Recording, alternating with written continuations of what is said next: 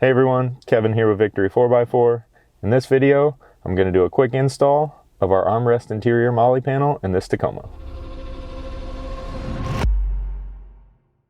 Now in this case, we're going to be installing this in a 3rd gen Tacoma, but for the 2nd gen guys, yours is going to install and line up with your armrest nice and neatly, and then just install the same way.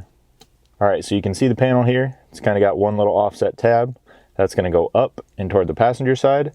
And then to get this installed, we're just going to kind of position it, and then we'll mark and drill our holes, and then install that using 4 provided spacers as well as Phillips head screws. To do it, like I said, I'm just going to locate that tab properly,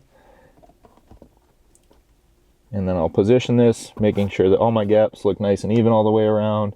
And then in this case, I'm going to be using a really small drill bit. This one I think is a 1/16, and then I'll just go in all 4 of these holes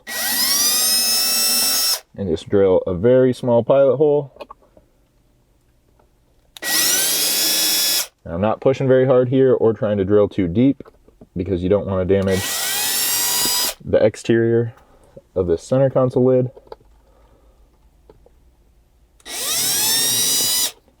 All I'm trying to do there is give each screw a nice location to start threading in.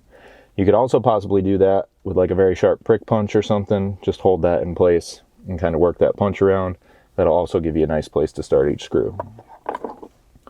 So now that we got all 4 of those drilled, pull the panel back out, clean up any small debris, and then like I said, taking your black spacers as well as a Phillips head screw, you'll put that spacer on the back side, screw through the front, locate it in here where you want it, and then start threading these in. I'm just going to kind of go one at a time, leaving each one just a little bit loose until all 4 are in, and then tighten it down. Alright, now like I said, with all 4 of those started, we'll just snug them up. Now be a little careful with this, especially because you can see like I'm doing a drill. If you decide to do the same thing, you are just threading into plastic with a coarse thread screw. So you don't need to go too crazy to get these tight.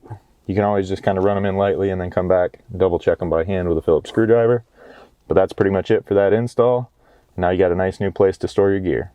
Alright, now if you guys have any questions about this at all, feel free to give us a phone call, 269-459-8447, or shoot us an email, info@victory4x4.com.